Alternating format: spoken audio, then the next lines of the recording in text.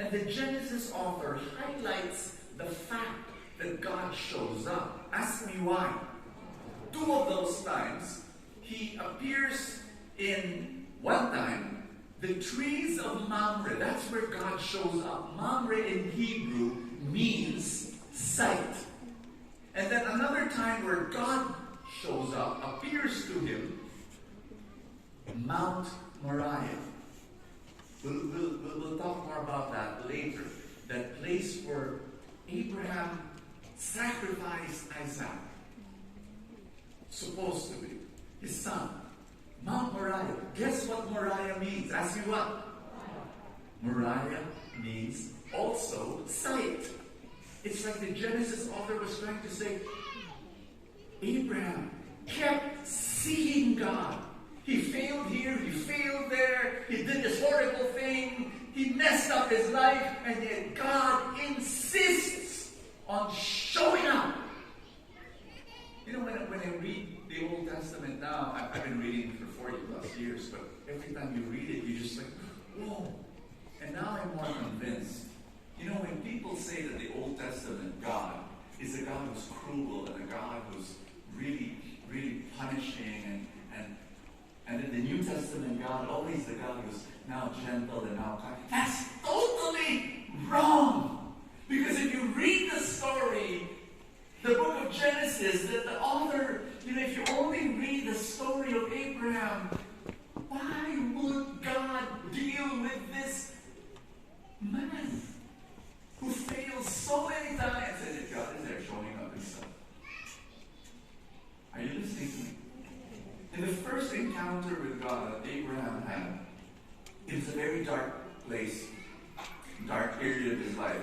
His father Terah died, and then his brother Haran died, and then Sarai, his wife, was barren. And during that ancient time and culture, if you do not have any children or descendants, you are a nobody.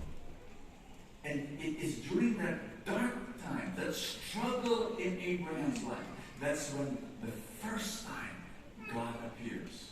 Why? It's in our struggles where we encounter God. You didn't get that. No, you didn't get that. It's in your struggles where you encounter. Now, yeah. It's in your struggle where you should be.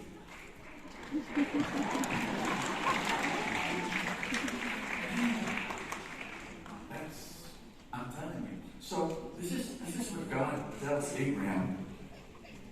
The Lord had said to Abraham, leave your native country, your relatives, and your father's family, and go to the land that I will show you. And I will make you a great nation, and I will bless you and make you famous, and you will be a blessing to others. I will bless those who bless you, and curse those who treat you with contempt. All the families on earth will be blessed through you. Why this? Why this very special call? Why this very special blessing? That he will become the blessing of many nations. Ask me why. Is it because Abraham was good? No.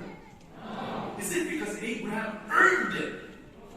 Is it because Abraham deserved it? The reason why God blesses Abraham is because God is a blesser. That's it. It's He. And so in your life, my dear friends, I'm going to pass the microphone now.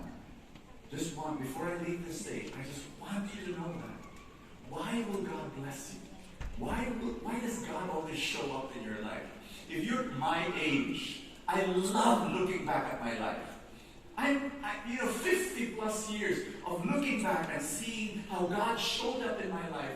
Despite my failures, despite all my sins, despite all messing up my life with my wrong, stupid, foolish decisions, God is still there. God is still there, showing up. I see Him. Why? It's not because I earned it. It's not because I'm good. It's not because I'm deserving. But because He is a blesser. He cannot help Himself.